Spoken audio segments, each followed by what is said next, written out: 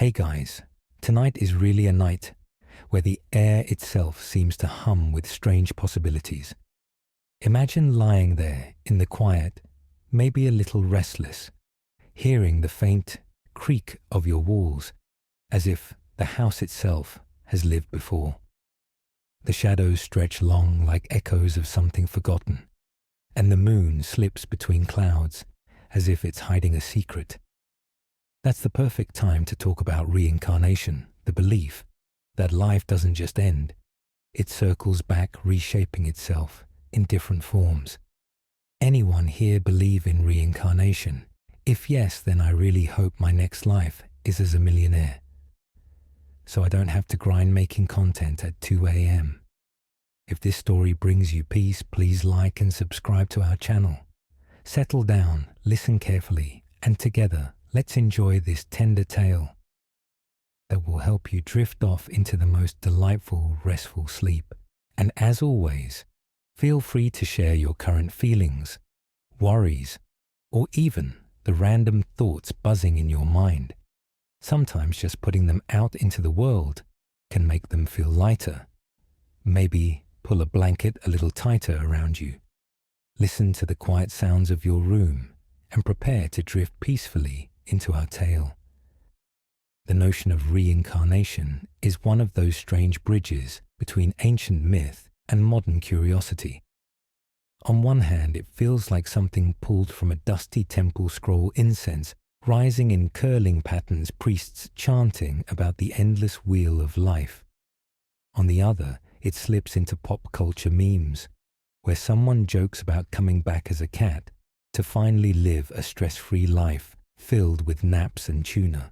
But beneath the humor and the mystery lies a question that has haunted humanity for thousands of years. Do we return after death? Or are these so-called memories of past lives nothing more than our brains pulling elaborate pranks on us?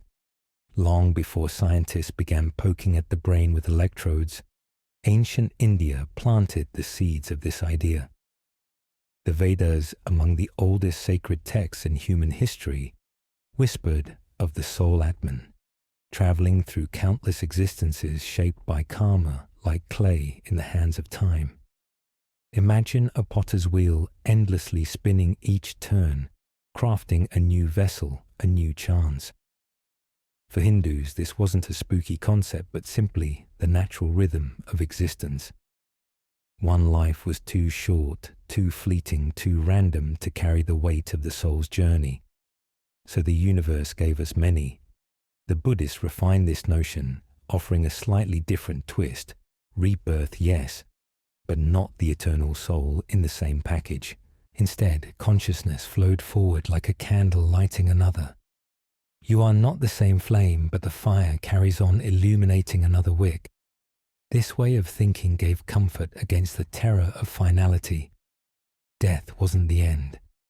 It was an intermission.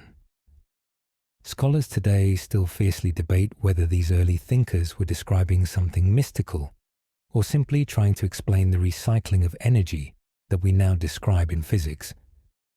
And here's a quirky tidbit. In some traditions, not only humans but animals and even insects could be the next stop on your reincarnation journey. Step on an ant, and according to some stories, that ant might once have been your great-great-grand-uncle Larry.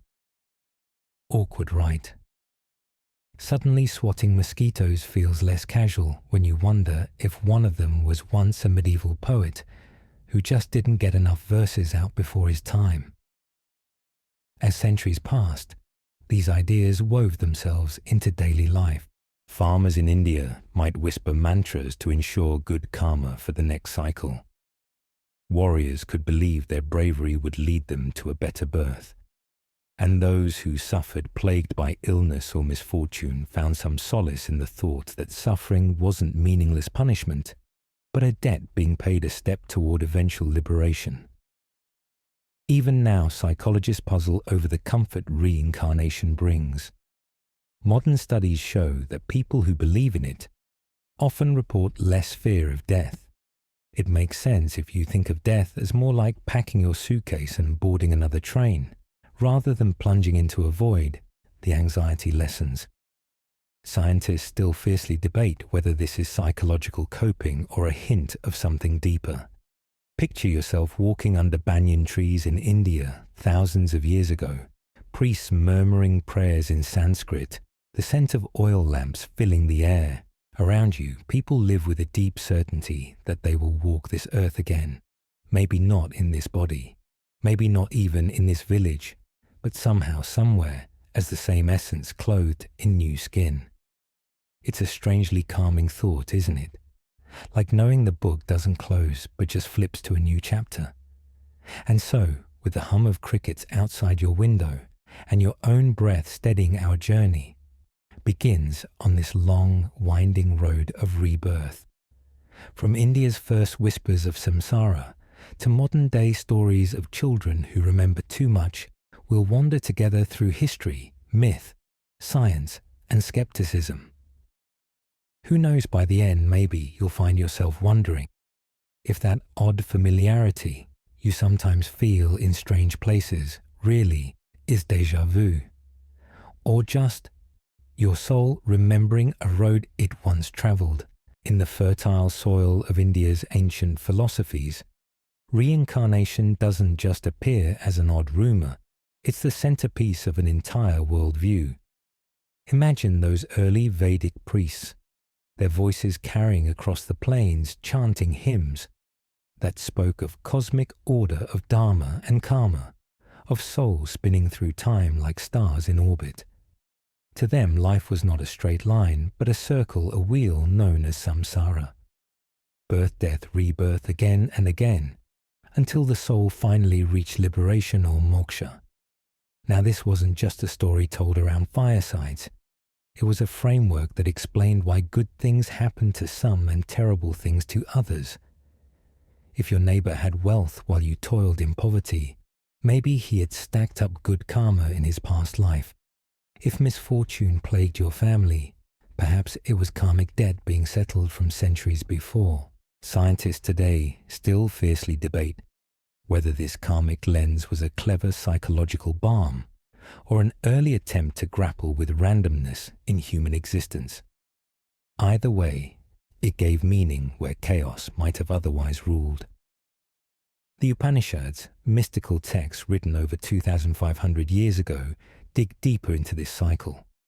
They speak in riddles and metaphors, but their core teaching remains clear. You, the listener, are more than your body. You are the Atman, an eternal essence connected to the divine Brahman, the ultimate reality. And until you realize that truth, you're destined to return again and again. It's like being stuck in an eternal classroom, retaking the course until you finally pass the exam. Some of us clearly are still repeating algebra CI. Buddhism, which arose in India during the 5th century BCE, took this idea and gave it a different flavor. The Buddha taught that clinging to self was the root of suffering. So instead of an immortal soul, what carried on was more like momentum, a bundle of consciousness actions and desires passing into new forms. Picture a row of candles, each flame lighting the next. Not the same fire, but a continuation. It was a subtle but radical shift. No permanent you, but something of you nonetheless flowing forward. Quirky, detailed Tibetan Buddhists later took this literally when choosing new leaders. The Dalai Lama, they believe, reincarnates, and so each new child chosen as Dalai Lama is said to be the rebirth of the previous one. Imagine job security like that. No need to reapply. You just get reborn into the role. By the time these philosophies spread across the Indian subcontinent, they weren't just high-minded spiritual theories. They seeped into daily life. Rituals at birth included prayers to reduce karmic burdens. Festivals celebrated the cycles of destruction and renewal. Even small gestures like feeding a stray cow or lighting a lamp carried weight because every action shaped not only this life but the next. And farmers, soldiers, kings, everyone lived with this double awareness that their choices rippled forward. into lifetimes they might never consciously remember. It wasn't all stern morality, though. Folk tales and local stories often gave reincarnation a playful twist. There were village legends of children recognizing old possessions of lovers, promising to find each other across lifetimes of trickster spirits born again as animals. In some tales, a miserly landlord came back as a donkey, braying loudly and chewing straw near his old house, much to the amusement of the villagers. These little quirks kept the idea alive not just as philosophy, but as shared community humor. Interestingly, scholars now look back and see parallels between reincarnation and modern ecological thought. Just as energy can neither be created nor destroyed, the soul too seemed endlessly recycled. Was this deep insight into universal laws, or just poetic coincidence? Scientists are still fiercely debating whether ancient philosophers stumbled onto something that resonates even now with quantum physics, or whether we simply love the neatness of cycles. Picture yourself standing at the banks of the Ganges, hearing the splash of water and the drone of a conch shell.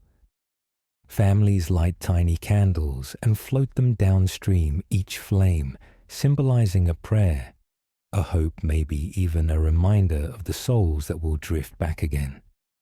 In that moment, it doesn't feel like a spooky myth. It feels strangely practical, as if the whole universe is a recycling system far grander than any plastic bin outside your door. And so, from these early seeds, reincarnation grew roots so deep that no conquest, no empire, no invasion could erase them. The idea would stretch outward, weaving itself into the fabric of other civilizations, reshaping itself in Egyptian tombs, in Greek dialogues, and even for a time in the musings of early Christians.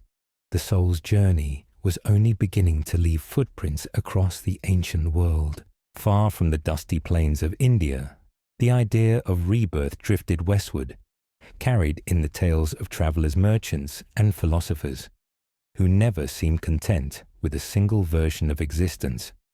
In ancient Egypt, for example, life after death was practically an industry. Priests wrapped bodies in linen-filled tombs with treasures and carved spells into walls, all to prepare the soul for the next world. Egyptians didn't usually talk about reincarnation in the same way as Hindus or Buddhists, but they believed fiercely in continuity. A person's car, their life force lingered after death, sustained by offerings from the living. Their bar, a kind of wandering soul, flew free, often depicted as a bird with a human head.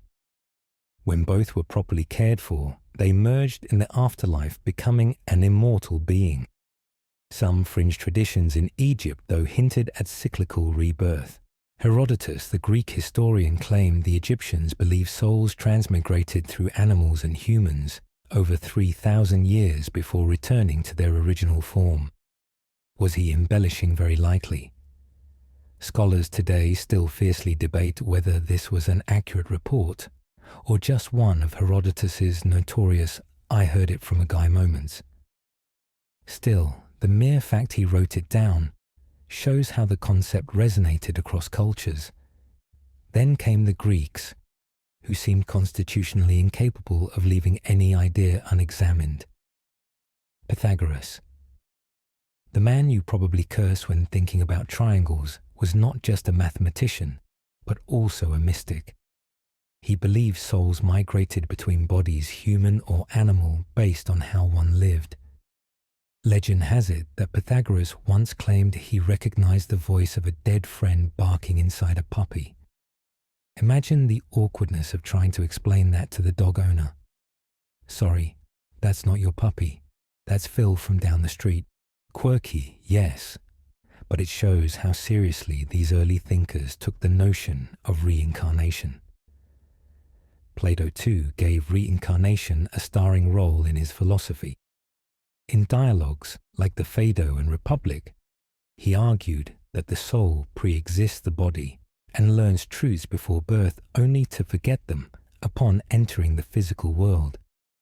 Education then was less about learning and more about remembering. He also described the myth of where warriors who died got to peek into the afterlife souls, chose new lives, whether as kings, ordinary workers, or even animals, and then returned to Earth. Plato's message was clear: choices matter, and the cycle of lives is the stage where morality plays out. It's fascinating how these ideas mirrored what was happening in India, even though the cultures developed separately. Both spoke of the soul's journey, of cycles of moral consequences echoing across lifetimes. Was this coincidence shared human intuition? Or maybe a case of early cultural exchange along trade routes? Scientists and historians still fiercely debate the origin of these overlaps. Meanwhile, in Greek popular culture, reincarnation wasn't just the playground of philosophers. Orphic cults, mystical sects, named after the legendary poet Orpheus, taught that the soul was divine but trapped in the prison of flesh. Through ritual purification and righteous living, it could eventually escape the cycle of rebirth. Their followers carried tiny gold tablets inscribed with instructions for the afterlife. One of them even reads, "I am a child of earth and starry sky, but my race is of heaven alone." Not exactly bedtime poetry, but definitely a bold declaration to slip into your pocket before meeting Hades. Quirky fact, Plato's ideas about memory before birth inspired later Christian thinkers and even influenced Renaissance poets. Shakespeare himself in Twelfth Night has a character muse, "What is love? 'Tis not hereafter. Present mirth hath present laughter." While not exactly about reincarnation, it reveals that even in his time, people wrestled with whether the soul moves beyond a single earthly moment. Picture Athens under the hot Mediterranean sun. Socrates pacing barefoot, tossing questions into the air like puzzle pieces, young students scribbling notes in wax tablets. Around them, the city bustles with life olive sellers, shouting shipwrights, hammering children, chasing each other in the agora. And yet, above the noise of daily life, philosophers are debating whether we've all been here before. The contrast is almost comical. One man worries about the price of fish, while another wonders if his fish seller was once a Trojan warrior. By the time Rome rose to dominance, reincarnation had trickled into its intellectual bloodstream. Some Stoics believed in cosmic cycles, great burnings and renewals where souls returned endlessly. Others dismissed the idea as superstition. But whispers persisted. After all, in a world of constant war plague and shifting empires, who wouldn't want the hope of another round, maybe one less filled with spear wounds and tax collectors? And so, from the pyramids of Giza to the white columns of Athens, the soul's journey remained a question too tantalizing to ignore. Whether sung by priests, scribbled by philosophers, or murmured in mystery cults, reincarnation had crossed borders and taken root. It would soon wander further still into the realm of early Christianity, where for a fleeting moment the possibility of rebirth danced uneasily with the promise of resurrection. By the time Christianity began to spread across the Mediterranean world, the idea of reincarnation had already left its footprints in philosophy and folk belief. Yet for the new religion which promised eternal life through resurrection, reincarnation was a tricky competitor. Early Christians debated it quietly, sometimes in secret, and sometimes more openly than later church leaders would have liked. Take Origen, one of the early church fathers in the 3rd century. Brilliant, eccentric, and often controversial Origen wrote about the pre-existence of souls, that each spirit existed with God before descending into human form. He stopped short of fully endorsing reincarnation, but his writings hinted strongly at a system where souls might return. For him, the soul's journey was less about one trial run and more about multiple chances to grow closer to divine perfection. It said He even flirted with the idea that fallen angels could eventually reincarnate into human beings as part of their redemption. A bit of a cosmic recycling program. But not everyone appreciated this spiritual flexibility. By the 5th and 6th centuries, church councils, including the Second Council of Constantinople, condemned the teachings of pre-existence and rebirth. The official doctrine sharpened into a single path: you live once you die, and then you face judgment. No retakes, no try again next time, no extra lives like in a video game. This life became high stakes, an exam you couldn't retake, and no one wanted to flunk eternal paradise. Yet whispers of reincarnation clung stubbornly to Christian thought, especially among fringe groups. The Gnostics' mystical sects flourishing in the first few centuries often taught that souls fell from divine realms and were trapped in cycles of earthly bodies until they remembered their true spiritual origins, their gospels long hidden until the Nag Hammadi texts were discovered in 1945, reveal a Christianity more diverse than the official canon ever admitted. In these pages, reincarnation appears not as heresy, but as part of the grand puzzle of salvation. Quirky tidbit, even in medieval folklore, you occasionally see hints of reincarnation peeking through Christian culture. Some saints' stories described souls returning to warn or guide the living. In Irish legend, warriors believed they would fight again after death, echoing both pagan and reincarnation-like themes. Scientists still fiercely debate whether these were true survivals of pre-Christian traditions, or simply human imaginations trying to patch over gaps in doctrine. Still, by the time Christianity spread across Europe, reincarnation was no longer an acceptable idea. The Church's monopoly on afterlife storytelling meant one lifetime, one judgment, one eternity.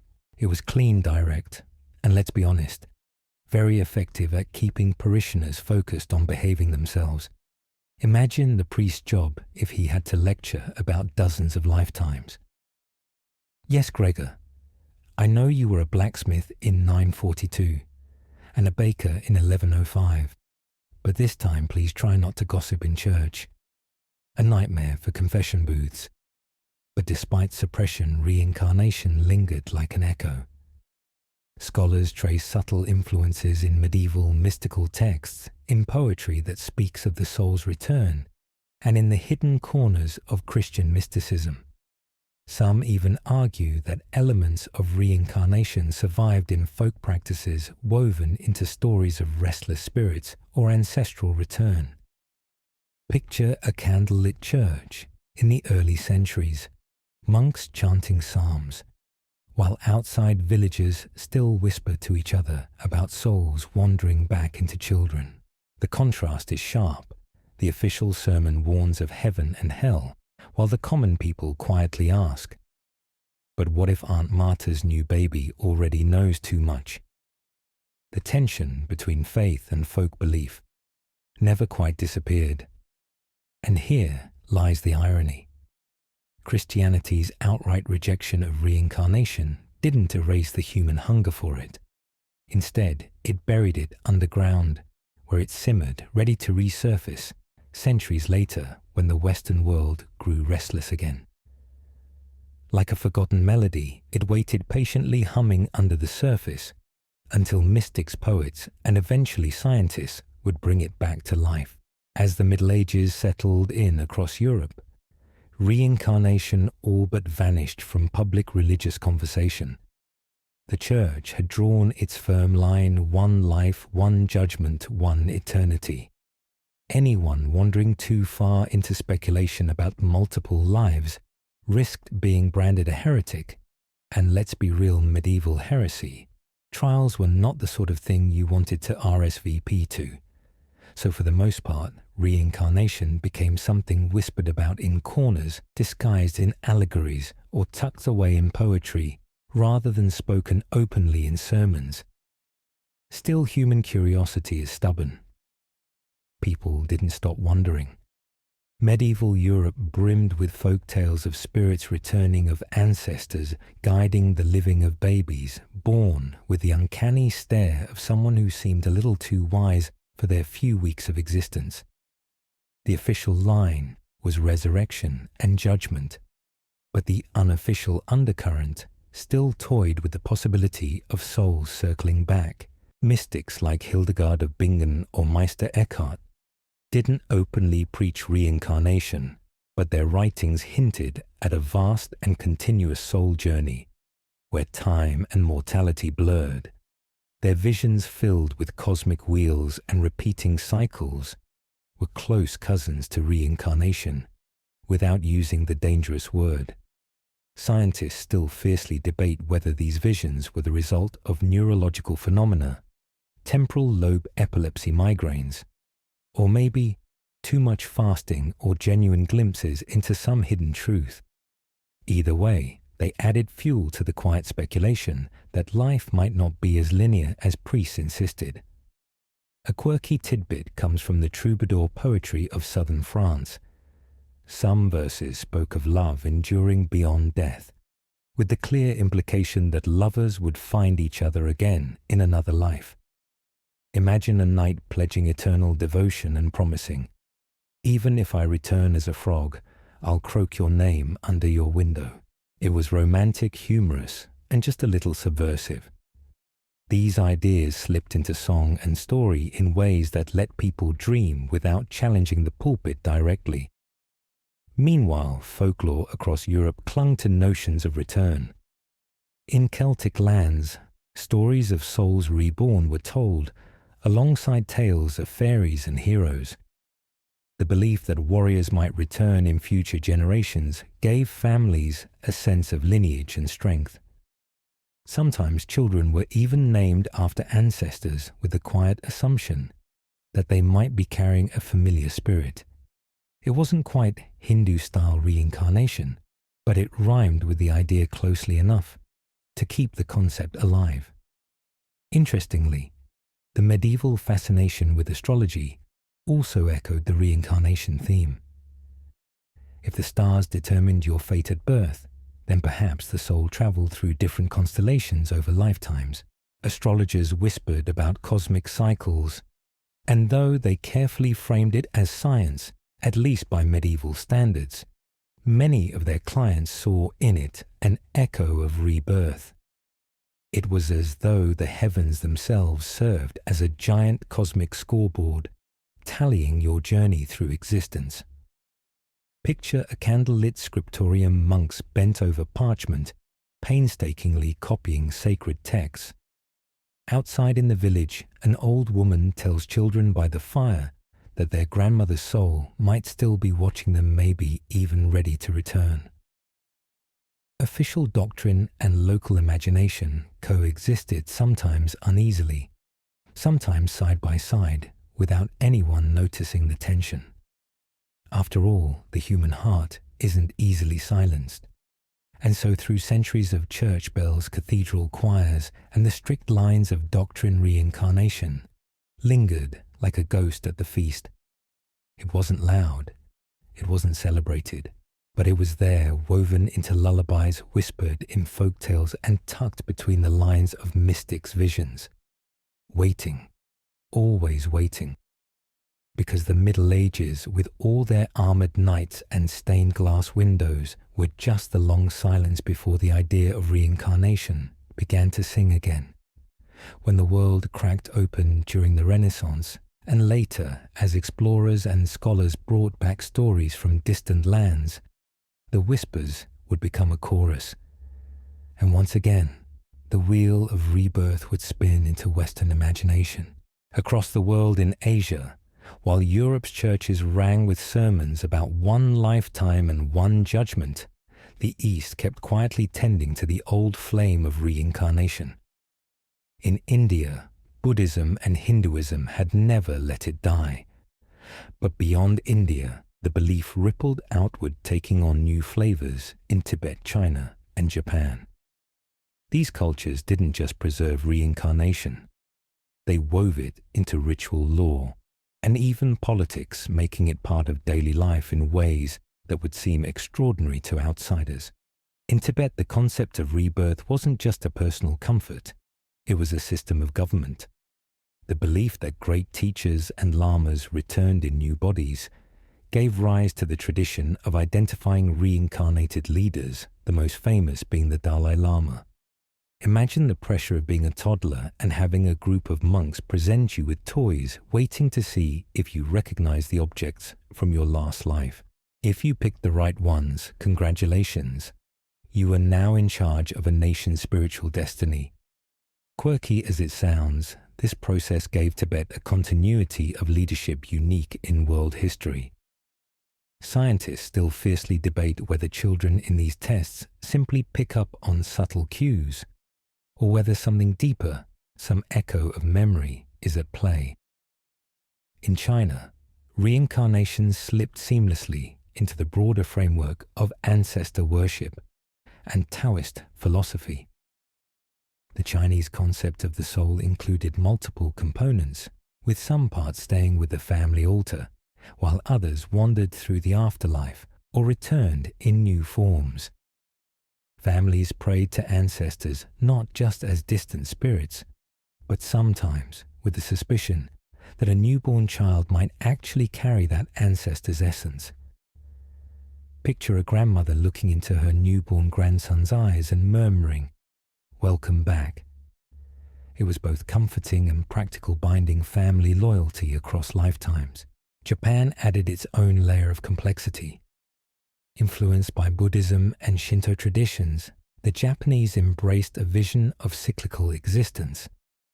In some folktales, restless spirits were reborn to resolve unfinished business, and in others, the boundary between human, animal, and supernatural being was porous. A fox spirit might return as a woman, a warrior might be reborn as a carp swimming upstream, carrying echoes of his old determination. These stories weren't just bedtime amusements. They reflected a world view in which the universe itself pulsed with recycling energy. One quirky tidbit in some Japanese traditions, even insects could be respected as possible vessels of rebirth. Stepping on a cricket wasn't just bad luck. It was frowned upon as possibly harming a soul on its journey. Farmers sometimes left portions of rice for wandering spirits, believing they could be fluttering nearby as moths or birds. Suddenly, that annoying mosquito buzzing at night takes on a very awkward role. "Sorry, Uncle Kenji, I didn't recognize you." What's striking is how naturally reincarnation fit into these Eastern cultures. It wasn't fringe, it wasn't suppressed. It was simply part of the way the universe was understood. Festivals, funerals, even politics echoed with the assumption that life flowed endlessly. While medieval Europe silenced the conversation, Asia let it thrive, shaping moral choices and social structures alike. Scholars looking back often point out that this cultural continuity may explain why reincarnation memories today appear so often in children from India, Sri Lanka, or Tibet. When a child in such a culture speaks of a previous life, the family listens, asks questions, and preserves the story. In the West, parents might dismiss it as imagination, but in the East, it's taken seriously. Scientists are still fiercely debating whether this cultural validation actually encourages children to form more elaborate memories, or whether it allows genuine past life echoes to be noticed instead of ignored. Picture a Tibetan monastery, high in the Himalayas. The wind whistles around prayer flags, each color, carrying blessings across the mountains. Inside, monks chant in deep tones, their voices resonating like the heartbeat of the earth.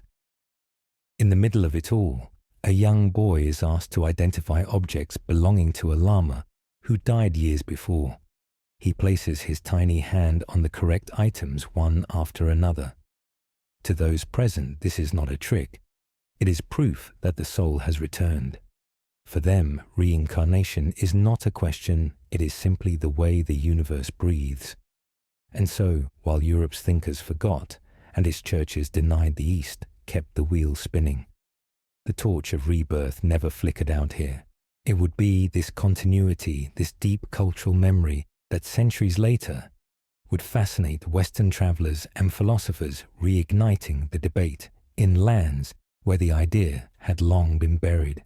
By the 19th century, Europe and America were restless. Industrialization had filled cities with smoke science, was unlocking secrets at dizzying speed, and traditional religion no longer answered every question. Into this mix, reincarnation slipped back into Western imagination, like an old tune remembered. But this time, it didn't return through priests or philosophers. It came riding on the backs of mystic spiritualists and societies, with names so dramatic they could have doubled as rock bands. One of the most influential movements was Theosophy, founded by the Russian mystic Helena Blavatsky in the late 1800s. With a flair for the dramatic and a knack for stirring curiosity, Blavatsky claimed to channel ancient wisdom from mysterious masters living in the Himalayas. Among the doctrines she popularized was reincarnation, presented not as an exotic import, but as a universal truth stitched into the fabric of all major religions if you knew how to look. According to her, each soul cycled through lifetimes as part of an evolutionary process, climbing slowly towards spiritual perfection. It was reincarnation, yes, but with a Victorian twist. Very earnest, very cosmic, and just a little theatrical. Blavatsky's Theosophical Society wasn't a small fringe club, it had global reach. Chapters popped up from London to New York to India, and suddenly polite drawing rooms were buzzing with talk of karma and rebirth. Quirky tidbit, many early feminists and suffragettes were drawn to Theosophy, finding in its teachings a kind of spiritual equality that traditional Christianity rarely offered. If the soul is reborn again and again, gender becomes a temporary costume rather than a permanent cage. At the same time, the broader spiritualist movement swept across the West. Seances, table rapping, ghost photography. Victorian households couldn't get enough of the supernatural. Reincarnation fit neatly into this appetite. Mediums claimed to contact not just the recently departed, but also past versions of their clients' own souls.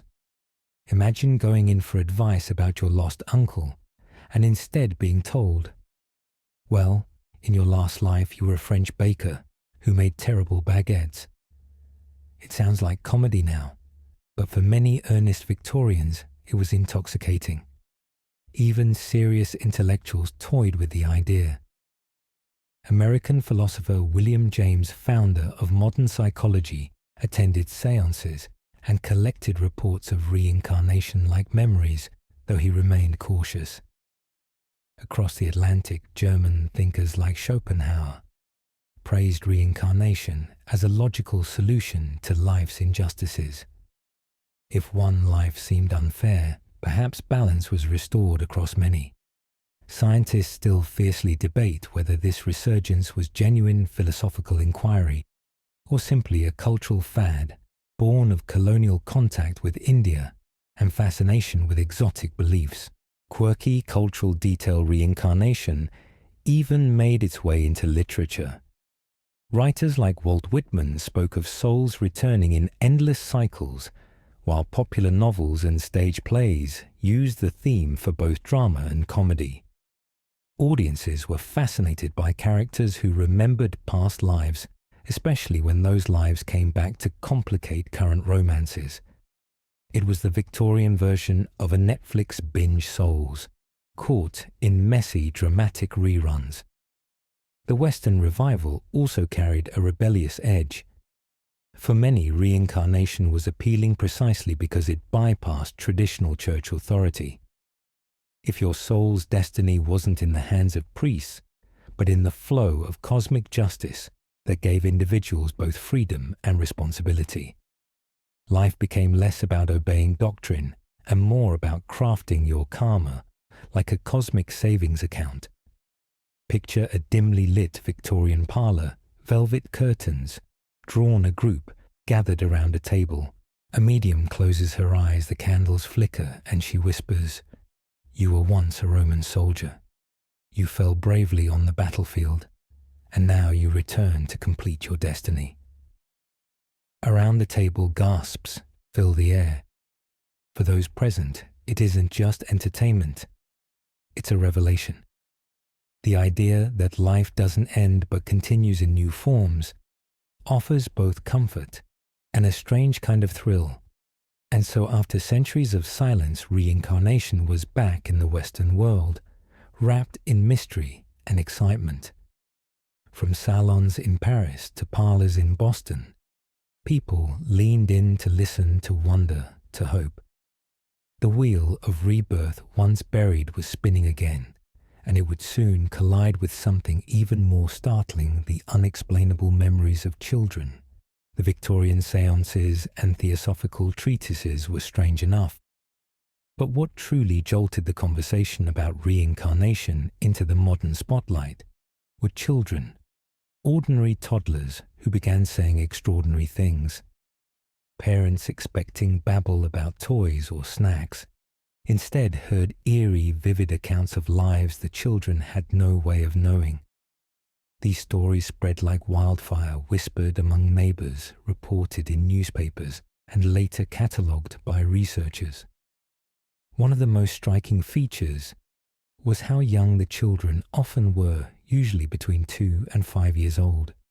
At that age, memory is supposed to be fragile, the brain still wiring itself. And yet, some of these children spoke with the confidence of someone remembering a long-forgotten diary. They might insist on names of places hundreds of miles away, describe tools or customs far beyond their village, or even react with phobias tied to how they claim to have died. Imagine a 3-year-old bursting into tears at the sight of water, whispering, "That's how I drowned before." Chilling, right? Quirky tidbit. In many cases, the children's birthmarks seemed to match the injuries they described from their supposed past life. A child in India claimed he had been shot in the chest, and sure enough, he bore an oddly shaped mark in exactly that spot. Was it coincidence? Was it the family reading meaning into random skin patterns? Scientists still fiercely debate whether such cases are compelling evidence or clever pattern-seeking by desperate humans longing for proof. The stories weren't confined to India or Asia, where reincarnation was already an accepted belief. They cropped up in places like the United States, Europe, and Canada, often in families with no cultural framework for rebirth. Parents were stunned, sometimes frightened, when their children insisted on details like "my old house had red shutters," or "my name used to be Peter." Some kids even demanded to be taken to their village, and when they arrived, they pointed out landmarks or recognized people. That level of detail unsettled even hardened skeptics. One famous account involved a boy in Lebanon who, at the age of 3, claimed to remember being murdered. He led villagers to the spot where his previous body was supposedly buried. Digging revealed a skeleton along with a weapon that matched his description. When confronted, an older man in the village reportedly confessed to the crime. A goosebump moment, if ever there was one. Of course, skeptics rush in to point out how children soak up information like sponges. A stray overheard story, a misremembered TV program, or a family rumor can easily become part of a child's fantasy life. Add to that the parental desire to find meaning in strange statements, and suddenly the mystery seems less supernatural and more psychological. Still, the sheer volume of cases, thousands documented by researchers, makes it harder to dismiss. Another fascinating detail: these memories usually fade by the time children reach 6 or 7 years old. It's as though the curtain drops and the ordinary fog of childhood forgetfulness sets in. Some suggest this supports the reincarnation idea. Early childhood is when the soul's transition is freshest before the new personality solidifies. Others argue it's simply how young minds naturally confuse imagination with memory, gradually losing those fabrications as reality asserts itself. Picture a quiet living room. A little girl playing with dolls suddenly says, "I used to have children, but they're grown now." Her mother freezes, unsure whether to laugh or ask questions. The child continues describing a farmhouse with fields of wheat, a husband with a mustache, and a terrible fire. Where did it come from? A dream, a memory? Or something much stranger? Scientists and psychologists, intrigued and unsettled, began recording these stories in detail by the mid-20th century. The most famous among them was Dr. Ian Stevenson, a psychiatrist at the University of Virginia, who spent decades investigating children's reincarnation claims. But his groundbreaking cases deserve their own deep dive. For now, the important thing is this: the voices of children, innocent and uncoached, became some of the most compelling evidence that reincarnation might not just be folklore or philosophy. It might just maybe be lived experience. Among the many stories of children recalling past lives, none became more famous or more scrutinized than that of Shanti Devi in India. Born in 1926 in Delhi, Shanti was an ordinary child in every way, except for one extraordinary claim. From the time she could talk, she insisted she was not truly Shanti. She said her real name was Lugdi Devi, and that she had lived in a town called Mathura, over 75 miles away. Her family at first brushed off her comments. After all, small children often invent imaginary friends and scenarios. But Shanti's insistence never faded. She spoke with such confidence, describing her husband, her house, even the layout of her old neighborhood. She refused to eat certain foods she said Lugdi had avoided, and when pressed, she described in detail the day of Lugdi's death following childbirth. For a child who had never left Delhi, the level of knowledge was eerie. By the time Shanti was around 8, her story had spread enough that local officials decided to investigate. In 1935, Mahatma Gandhi himself set up a commission of inquiry, a group of 15 people tasked with testing the girl's claims. This wasn't just gossip anymore. It was front-page news. The commission travelled with Shanti to Mathura, watching carefully to see if she would falter. What followed astonished many. Shanti reportedly recognized her former husband Kedarnath immediately upon seeing him. She grew shy and even lowered her head exactly as a conservative young Indian wife of the time might have behaved. She asked questions about family members and mentioned private details about her past life that Kedar confirmed were accurate. For instance, she remembered the exact spot in the house where money had been hidden. She also recognized her old parents greeting them with tears. Imagine being told by a child you'd never met before, "Mother, I'm home."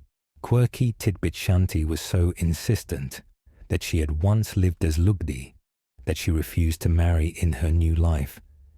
She felt she had already fulfilled that duty in her previous existence.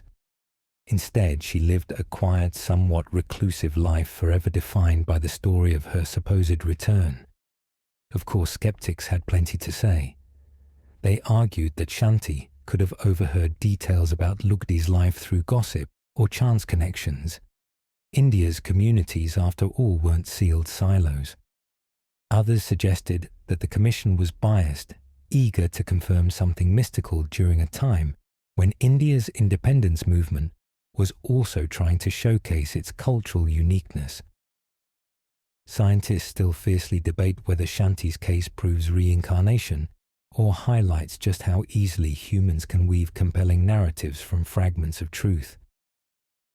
Yet the Shanti Devi case remains a cornerstone in reincarnation literature.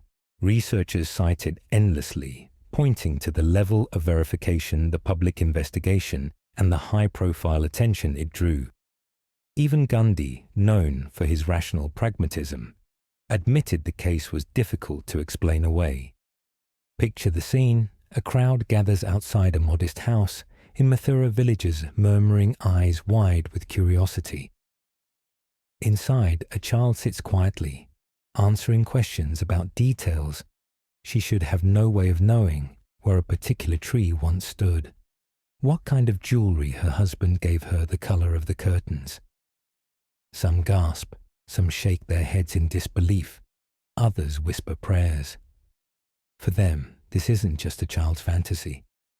It is living proof that the soul journeys on. And so Shanti Devi became more than a girl with strange memories. She became a symbol. For believers, she was evidence that the wheel of rebirth turned right before their eyes. For skeptics, she was a puzzle, perhaps solvable, perhaps not, but impossible to ignore. Her story would inspire researchers in the West to look more closely at similar cases, even among children who had never heard of Karma Dharma or the cycle of samsara. If Shanti Devi's case shook India, then the stories that surfaced in America and Europe during the mid-20th century startled the West just as much. What made these accounts particularly unsettling was that they came from children raised in families with no cultural expectation of reincarnation. No Hindu scriptures, no Buddhist temples, just ordinary kids in ordinary homes suddenly speaking with voices that seemed borrowed from another time. One of the most famous stories involved a boy named James Leininger, born in Louisiana in 1998. From the time he was 2, James had nightmares of crashing in a fiery airplane. He would scream about being trapped and shout, "Plane on fire, little man can't get out." His parents, initially baffled, noticed his obsession with toy planes and drawing battle scenes. When they asked for details, James began describing things he had no way of knowing: the name of an aircraft carrier, the make of a Dobwa Dewey 2 fighter plane, even the name of a fellow pilot. His parents researched, and chillingly, the details matched the life of a real Dobwa twin pilot named James Houston Jr., who had been shot down near Iwo Jima. Quirky tidbit young James even corrected his father about the placement of a propeller on a toy plane, insisting it belonged on the front, not the middle. He was right, the model had been misassembled. For a toddler who could barely tie his shoes, that's either genius-level trivia or something far stranger. Scientists still fiercely debate whether James somehow absorbed obscure war history from TV books or overheard conversations, or whether his uncanny accuracy suggests something beyond normal memory. Cases like his aren't rare. In Scotland, a boy named Cameron told his parents vivid stories about living on a remote island called Barra, describing a white house by the sea, airplanes landing on the beach, and a family he insisted was his. Researchers actually took him to Barra, and he ran toward a house almost identical to his description, exclaiming it was his home. Investigators later found records of a family that matched many of the details Cameron described. In America, countless similar stories surfaced. Children spoke of being soldiers, farmers, even Hollywood actors. A boy in Cincinnati once claimed he had been a screenwriter in California, naming specific films and colleagues. When checked, some details oddly lined up with the life of a man who had died decades earlier. In rural Virginia, a girl startled her family by describing plantation life in detail, including architectural quirks of a house she had never visited. What unnerved parents most was the emotional intensity. These weren't vague stories told with a wink. They were heartfelt, often accompanied by phobias or grief. A child terrified of water might say they had drowned before. Another who loathed fire could describe dying in a blaze. The emotions seemed too raw, too complex for such young minds to invent convincingly. Skeptics, of course, offered explanations: cryptomnesia, hidden memory of something encountered earlier, chance coincidence, parental coaching, or cultural contamination. They argued that once researchers publicized a few cases, families unconsciously encouraged similar storytelling. And yet, the sheer volume of cases across continents in families with no interest in reincarnation makes it hard to wave away as mass coincidence. Imagine the scene: a family sits at the dinner table when their 4-year-old suddenly says, "I miss my other mommy." The room goes still. The child continues describing a different house, a different family, a different death. The parents exchange uneasy glances. Should they laugh it off, change the subject, or lean in and ask more? For many, that moment marks the beginning of years of questions they never thought they'd face. These American and European cases spread quickly, amplified by media, fascinated with the spooky, yet oddly heartwarming idea of souls returning. TV shows featured interviews with wide-eyed kids and their bewildered parents. Newspapers printed sensational headlines about the boy who lived before. And soon, researchers, serious ones, not just tabloid journalists, began paying close attention. Because while imagination is powerful, sometimes the details these children provided were just too specific, too accurate to dismiss.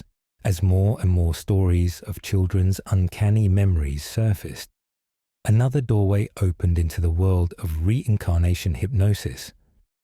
By the mid-20th century, psychologists and therapists began experimenting with past life regression, a technique where a person under deep hypnosis was guided to recall not only childhood memories, but also experiences that seemed to belong to entirely different lifetimes. At first, regression was used simply to uncover forgotten traumas from early childhood, but some clients unexpectedly began speaking in strange accents, describing historical eras or recounting deaths they could never have personally experienced. A woman might suddenly insist she was a seamstress in 18th century Paris, while a man might vividly describe a life as a Roman soldier on the frontier. For therapists, this was either a breakthrough into something extraordinary or a minefield of fabricated memories. One of the earliest high-profile cases was that of Virginia T. in the 1950s. Under hypnosis, she began speaking with an Irish accent and told of being Bridie Murphy, a woman born in Cork in the 19th century. She described her family, her town, and details of daily life. Newspapers seized the story, and soon the world was buzzing about the search for Bridie Murphy. Investigators actually travelled to Ireland and confirmed that some details matched reality, though others didn't. Skeptics argued she could have absorbed snippets of Irish culture from neighbours or books in her childhood. Believers pointed to her accent and the sheer amount of detail as proof something deeper was at work. Quirky tidbit: after the Bridie Murphy craze department stores in the US reported a spike in sales of green merchandise. People were suddenly obsessed with all things Irish, convinced perhaps that they too had lived on the Emerald Isle. Reincarnation had gone from mystic theory to marketing gimmick almost overnight. By the 1970s and 80s, past life regression became a booming field. Therapists, sometimes licensed psychologists, sometimes self-taught hypnotists, led thousands of clients through sessions. People claimed to discover not only ordinary past lives, but glamorous ones, Cleopatra Knight's queens. Statistically, it seemed half of regression clients had been royalty. Scientists still fiercely debate whether this reflected genuine reincarnation or a mixture of wish fulfillment and imagination. After all, someone has to have been the stable boy, right? Yet curiously, even the most mundane past life memories often carried deep emotional healing for the people recalling them.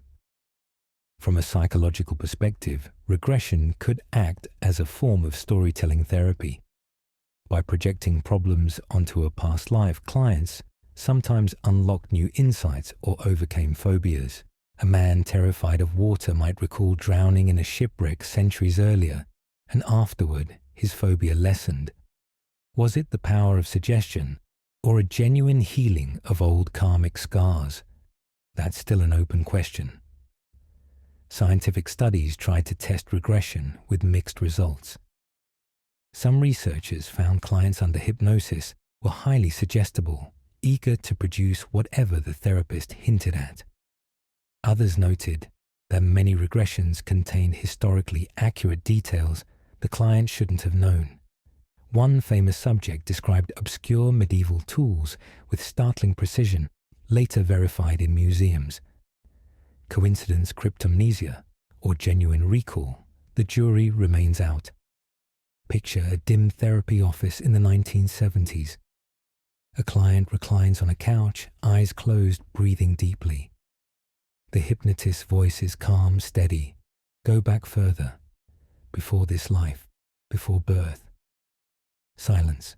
Then the client begins to speak slowly, describing cobbled streets, the smell of horse manure, the feeling of heavy armor. Tears spill down their cheeks as they recall a battlefield death. For them, it feels real, utterly real. Whether or not it is real, the emotions are undeniable. The popularity of regression opened reincarnation to a new audience, those who didn't want to wait for their toddler to say something spooky, but instead wanted to actively peek behind the curtain. It gave believers another kind of evidence, skeptics another field to criticize, and therapists another tool, sometimes helpful, sometimes controversial. And so reincarnation had moved again, morphing from temple chants to hypnosis couches, always adapting to the times. The question lingered heavier now than ever: were these past life memories genuine windows into other existences, or just the astonishing creativity of the human mind under suggestion? As hypnotists guided clients through supposed lifetimes, psychologists and neuroscientists began raising a cautionary finger. Memory, they argued, is not a tidy filing cabinet where experiences sit waiting to be retrieved. It's more like a chaotic storyteller, constantly editing, embellishing, and sometimes outright fabricating details. The possibility that past life recall could be nothing more than false memory loomed large.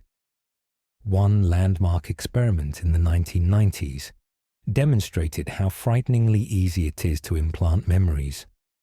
Researchers convinced participants that as children, they had once been lost in a shopping mall, a completely false event. Yet after a few interviews and subtle suggestions, many participants began to remember the experience vividly, some even describing details like the store layout or the clothing they wore. These were memories that never happened.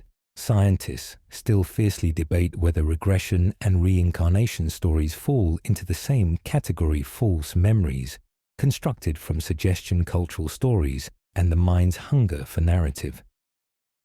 False memory isn't always sinister. The brain constantly stitches together fragments of real experiences with imagination.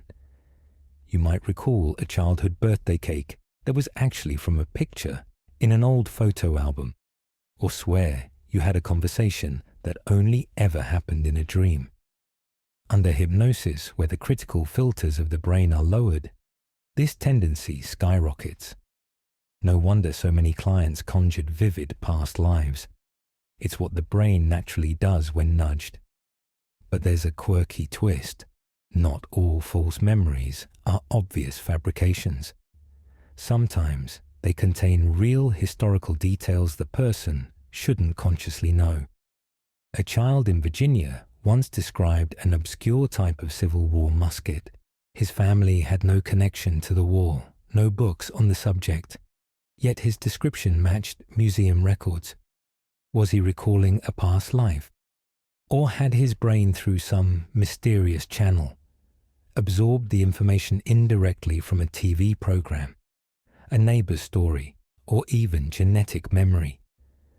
That last idea sounds like science fiction, but a handful of researchers have seriously explored whether trauma can be encoded in DNA and passed down generations. The debate over false memory also raised uncomfortable questions about justice. If memories can be fabricated, how reliable are eyewitness testimonies in court? In the 1980s and 90s, false memory syndrome became a hot topic, especially in cases of recovered memories of childhood abuse. Some were tragically true, others demonstrably false. Against this backdrop, past life regression looked less like a mystical breakthrough and more like another example of memory slipperiness. Picture sitting in a cozy living room flipping through a dusty photo album. You point at a picture of yourself at age 4 and think, "I remember that day so clearly." But psychologists will tell you, maybe you don't. Maybe you've woven that memory entirely from the photo and family stories. Now imagine under hypnosis, where the same mechanism is unleashed without your conscious awareness. Suddenly you're describing cobblestone streets in London, or a spear wound in Sparta, convinced it's your memory, because it feels just as real as that childhood photo. And yet the mystery remains if past life memories are all false. Why do they so often contain consistent patterns? Why do children in different countries repeat eerily similar death trauma stories? Why do regression clients so often report lives in cultures they've never studied? Scientists still fiercely debate whether this points to something beyond false memory, or whether our brains are simply very good at producing archetypal stories that feel universal. In the end, the question lingers like an itch we can't quite scratch. Are these past life memories glimpses of truth? Or are they the brain's mischievous magic trick, stitching together scraps of imagination into tales so vivid they convince even us? The answer lies somewhere in the foggy territory between memory and mystery. As psychologists wrestled with the slipperiness of memory, neuroscientists entered the scene, peering into the brain with electrodes, MRI scanners, and a healthy dose of skepticism. Their question was blunt. Could the phenomena we call past life memories be traced to quirks of brain activity rather than to the soul's journey? One of the first suspects was déjà vu, that eerie sensation of having lived a moment before. Studies revealed that déjà vu often correlates with the temporal lobe, the brain region linked to memory and emotion. In fact, patients with temporal lobe epilepsy sometimes report intense dreamlike experiences that feel uncannily like memories of other lives. A neurologist once joked that if Plato had had an MRI machine, he might have written about neurons instead of the soul. Scientists still fiercely debate whether déjà vu is simply a glitch in memory processing or a doorway into something we don't yet understand. Other brain phenomena add to the puzzle. People who suffer near-death experiences often describe floating above their bodies, moving through tunnels of light, or meeting deceased loved ones. Some neuroscientists link this to oxygen deprivation in the brain. Others wonder if it suggests consciousness can exist apart from the body. Similarly, in deep meditation or under the influence of psychedelics, people sometimes report vivid scenes of other lifetimes, moments so real they change their outlook permanently. Is the brain creating these, or is it tuning into some hidden frequency of consciousness? Quirky tidbit studies show that stimulating certain spots in the brain with electrodes can trigger out-of-body sensations. One patient during surgery insisted she was floating above the operating table, looking down at herself. Of course, the surgeon was standing right there with the electrode in hand. Hardly spiritual, but it does make you wonder if reincarnation memories are another version of this neurological mischief. Neuroscientists also examine the role of dreams. Children with supposed past life memories often report nightmares replaying their alleged deaths. Could these simply be intense night terrors woven into elaborate narratives? Or are dreams the brain's way of working through information that doesn't belong to this lifetime? The question hangs like mist. What fascinates researchers most is the emotional authenticity of these memories. The brain can fabricate facts, but the feeling's fear of drowning grief for lost children, joy at seeing a familiar landscape carry a weight that seems hard to fake. One theory suggests that trauma, even across generations, may leave an imprint in the nervous system. Epigenetics, the study of how life experiences can alter gene expression, shows that stress in parents can affect their children's biology. Could past life trauma be some distant echo passed down not through souls but through cells? Scientists are still fiercely debating this possibility. Picture a sterile neuroscience lab, the hum of machines, the cool glow of monitors' wires gently pressed to a volunteer's scalp. A researcher asks the subject to relax, to focus on the flicker of images on a screen. Suddenly the subject gasps, describing a battlefield, the stench of smoke, the sound of horses. The machine records bursts of brain activity in memory centers. To the scientist, it's just neurons firing. To the subject, it feels like living another life.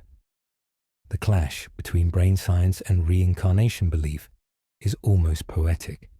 On one side, electrodes and skepticism. On the other, stories that refuse to vanish. Both offer explanations, yet neither fully settles the question. Perhaps the brain is the theatre and consciousness the play performed upon it. Or perhaps the play writes itself bleeding through from lives we've forgotten. Whatever the answer, neuroscience ensures that reincarnation is no longer a purely mystical conversation. It now sits at the crossroads of biology, psychology, and spirituality, reminding us that the line between neurons and souls is as thin and mysterious as ever. As researchers began gathering stories from around the globe, one pattern emerged that couldn't be ignored.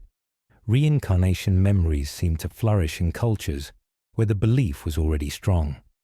In India, Sri Lanka, and Burma, tales of children recalling past lives were abundant, often taken seriously by families and communities. Meanwhile, in places like Scandinavia or the American Midwest, such stories were rarer, and when they did appear, they were often dismissed as imagination or quickly forgotten. This raised a thorny question. Were children truly recalling past lives? Or were they unconsciously shaped by cultural expectations? If you grow up in a household where rebirth is discussed at the dinner table, you're more likely to interpret your dreams and déjà vu through that lens. Scientists still fiercely debate whether this proves reincarnation is a cultural construct, or whether cultures that expect rebirth are simply better at noticing it when it happens. Take the case of Burma, where researchers documented hundreds of children claiming to remember past lives. Many were said to identify their previous families, sometimes even marching across villages to confront them. In these communities, such behavior was rarely seen as odd. Instead, neighbors might nod solemnly and even validate the child's memories with rituals. Compare that with a small town in Kansas, where a child saying, "I used to be someone else," is more likely to get a puzzled smile and a gentle "sure honey, finish your peas." A quirky tidbit: in Thailand, some families mark the body of the deceased with soot or paste, believing the birthmark will appear on the reborn child within the same family. Researchers studying these cases have indeed noted correlations between the marks and children's claims. Is it coincidence, cultural reinforcement, or a genuine cycle of soul return? The debate continues. Anthropologists also point out how reincarnation beliefs influence the content of memories. In cultures with warrior traditions, children often recall dying in battle. In farming societies, they speak of fields and harvests. In Tibetan Buddhism, where lamas are believed to reincarnate children describing monastic past lives, are celebrated and elevated. Meanwhile, in Western regression, therapy clients tend to remember glamorous lives as nobles, artists, or figures tied to romantic eras. Apparently, not many are stuck reliving their medieval past as dung collectors. This selectivity may reveal more about cultural longing than metaphysical truth. Yet even in skeptical societies, odd stories persist. A boy in Canada claimed to remember life in a remote fishing village in Ireland. He described boat songs and even family names that were later traced to real people. His parents weren't spiritualists. They were baffled. Without a cultural script to follow, his story seemed all the more startling. Picture two villages, one in Sri Lanka, where elders nod gravely as a 5-year-old describes her previous family, and another in Germany, where a child's identical claim earns laughter and a bedtime story to distract her. The same phenomenon interpreted in opposite ways, one nurtured, one dismissed. Which response brings us closer to the truth? The cultural filter may explain why reincarnation memories appear more detailed and persistent in the East. Encourage the children speak and their stories are preserved. In the West, discourage the memories may fade faster. This doesn't prove or disprove reincarnation. It simply highlights how belief shapes perception. Scientists still fiercely debate whether reincarnation is a universal human phenomenon or a culturally constructed narrative that thrives where people expect it. And so the question lingers, are we seeing souls return, or are we seeing cultures create meaning from the strange flickers of childhood imagination? The answer may depend less on the child and more on the ears that listen. With stories piling up from East and West, scientists eventually had no choice but to take a closer look. Leading the charge was Dr. Ian Stevenson, a Canadian-born psychiatrist at the University of Virginia, who spent over 4 decades investigating thousands of reincarnation cases. Unlike mystics or mediums, Stevenson approached the subject with meticulous documentation, interviews, and cross-checking. He wasn't out to prove a belief. He was trying to see if the evidence could stand up to scrutiny. Stevenson's most famous work, 20 Cases Suggestive of Reincarnation, published in 1966, catalogued stories of children who recalled past lives with startling accuracy. He and his team traveled across Asia, Africa, and the Americas, interviewing families, verifying details, and comparing children's claims with historical records. Some children identified specific houses, described obscure local customs, or named relatives from their former families. In many cases, the new families and the old ones had never met. Quirky tidbit: Stevenson was so detail-oriented that he often measured children's birthmarks and scars, comparing them to medical records or autopsy reports of the deceased person they claimed to have been. In one case, a boy in Turkey had 2 oddly shaped birthmarks that matched the entry and exit wounds of a man who had died from a shotgun blast. For Stevenson, these physical clues were some of the most compelling pieces of evidence. Of course, the academic world was divided. Admirers praised his rigorous methods and vast data collection. Critics argued that cultural contamination, selective memory, or even fraud could explain the findings. Scientists still fiercely debate whether his cases point to survival of the soul or simply highlight the extraordinary ways families and communities construct shared narratives. Some accused him of being too credulous. Others insisted he remain cautious, careful never to claim outright proof. One of Stevenson's strengths was his willingness to admit uncertainty. He titled his book Suggestive for a Reason. He acknowledged that many cases had natural explanations, but argued that a stubborn minority seemed to resist them. Those he believed deserved serious attention. He wasn't trying to convert skeptics into believers. He wanted to broaden the conversation. His work inspired a new generation of researchers. Dr. Jim Tucker, also at the University of Virginia, continues the investigations today, focusing on American children. Tucker has documented cases like the boy who remembered being a Hollywood agent in the 1930s, rattling off names and details later confirmed in public records. Another child in Oklahoma described life as a Bapuyuti pilot, including the name of his aircraft carrier. These stories, like Stevenson's earlier ones, walk the razor's edge between astonishing and unbelievable. Picture Stevenson in the field, a tall man in a linen suit, notebook in hand, sitting on a woven mat in a small Indian village. A child sits opposite, speaking softly while parents look on. The boy describes his old house and neighbors' quarrel, the way he died. Stevenson listens patiently, jotting notes later, walking through the village to verify the details. To the locals, it is confirmation of what they already believe. To Stevenson, it is data, another piece in a vast, puzzling mosaic. Whether or not reincarnation is real, Stevenson left behind a remarkable legacy. He demonstrated that the stories are not just whispers or campfire tales, but phenomena worthy of serious study. His files, thousands of pages thick, remain one of the largest repositories of reincarnation accounts in existence. Scholars and skeptics alike still mine them, searching for answers, or at least for better questions. And so, reincarnation entered the realm of science, not fully embraced, not fully dismissed, but lingering in a grey area. Neither temple chant nor bedtime myth. It now stood in the pages of medical journals, nudging the academic world to admit that the mystery of memory and the soul was far from solved.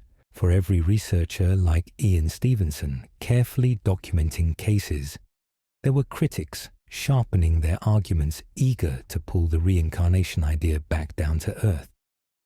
Skeptics argued that what seemed like extraordinary evidence could be explained by far more ordinary means, coincidence, cultural influence, and above all, the fragility of human memory.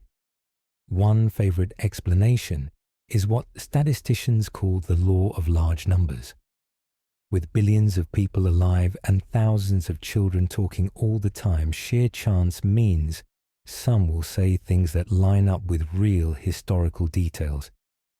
If a child blurts out, "I lived in a house with red shutters," somewhere out there is bound to be a house with red shutters that matches. Humans, being pattern-loving creatures, seize on the match and ignore the misses. Scientists still fiercely debate whether the most detailed reincarnation cases are really any more astonishing than these coincidences multiplied by human imagination. Another skeptical tool is cryptomnesia, the idea that forgotten information sneaks back into memory disguised as something new. A child might recall being a soldier in France after overhearing a war story once years earlier, without remembering the source. Adults under hypnosis might insist they were medieval peasants, after unconsciously piecing together scraps from history books, movies, or even a classroom lecture they half dozed through. The brain is a pack rat. It hoards more than we realize, and sometimes re-gifts those fragments as memories. Quirky tidbit: in one regression case, a woman insisted she had been a 15th century French villager named Catherine. When pressed for details, she described wearing zippers on her dress. Zippers weren't invented until the 19th century. A tiny slip like that deflated the whole memory faster than a balloon at a porcupine party. For skeptics, such mistakes are smoking guns. Proof that supposed past life memories are fabrications shaped by the modern mind. Fraud, too, has played a role. Some communities benefit socially or financially from being linked to a special child who recalls a past life. Families may embellish details consciously or unconsciously, until the story snowballs. In places where belief in reincarnation is strong, neighbors sometimes participate willingly, reinforcing the narrative rather than questioning it. To outsiders, it looks like airtight evidence. To skeptics, it's group storytelling dressed up as fact. Even more bluntly, skeptics point out the cultural bias in who gets remembered. Why do so many people recall glamorous past lives as nobles or warriors? Where are the memories of boring farmers, overworked servants, or the unlucky ones who spent their entire lives scrubbing chamber pots?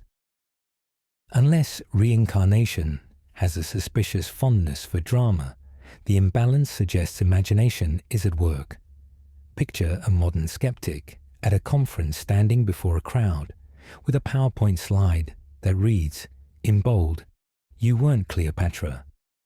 The audience chuckles as the speaker explains how wishful thinking fuels many regression stories.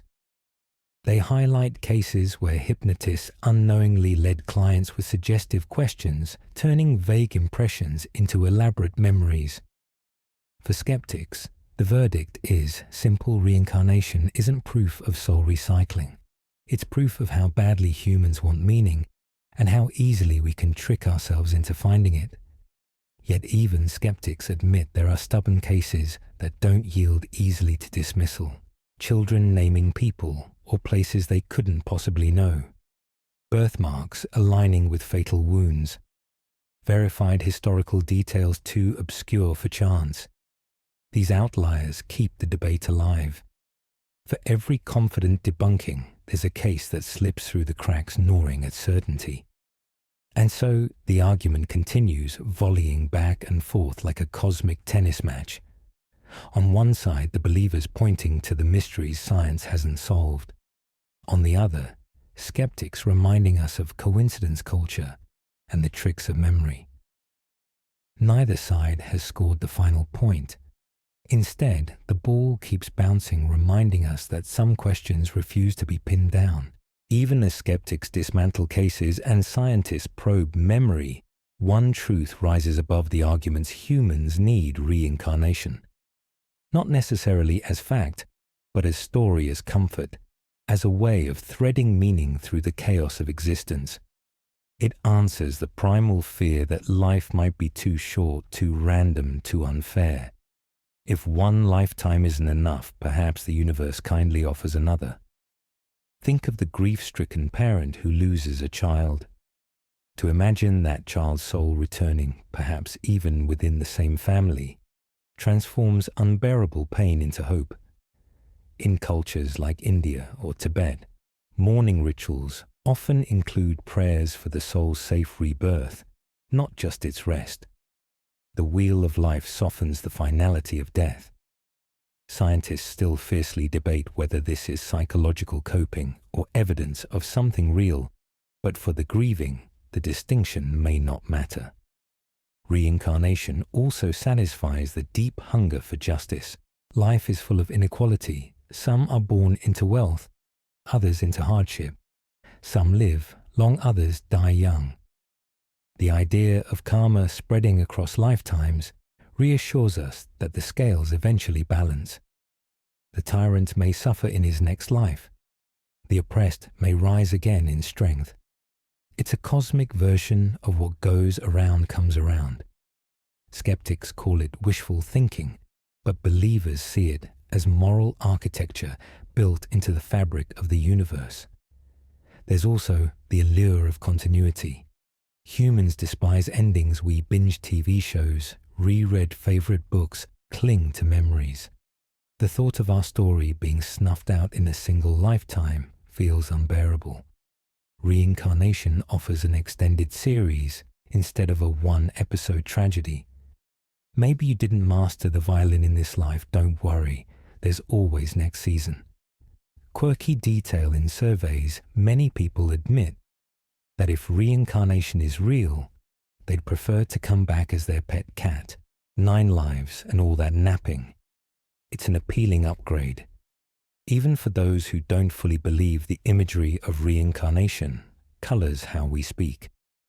We say old soul, when someone seems wise beyond their years. We joke about coming back as something better. We talk about déjà vu as if we've been here before. These casual phrases betray a deep cultural undercurrent. Whether we believe or not, reincarnation has slipped into our language, our humor, our metaphors. Picture a young woman sitting by the sea after a breakup. The waves crash endlessly, each one erasing the last, yet always returning. She thinks, maybe I'll get it right next time. Whether she means love life or something bigger, the thought comforts her. The ocean itself seems to whisper reincarnation's promise. Nothing truly ends, it just reshapes. For others, reincarnation isn't about comfort, but about possibility. It's the ultimate adventure story. What if you could live as a poet in one life, a sailor in another, a scientist in the next? The universe becomes a cosmic playground. Each existence a new costume, a new chapter. Modern self-help authors even frame it as personal growth across lifetimes. You're not just one self, you're an evolving soul, slowly upgrading like software with every reboot. Whether fact or fantasy, reincarnation continues to thrive because it speaks to the deepest corners of the human psyche. We crave fairness. We crave continuity. We crave second chances. Skeptics may scoff, neuroscientists may probe, but the yearning itself is undeniable.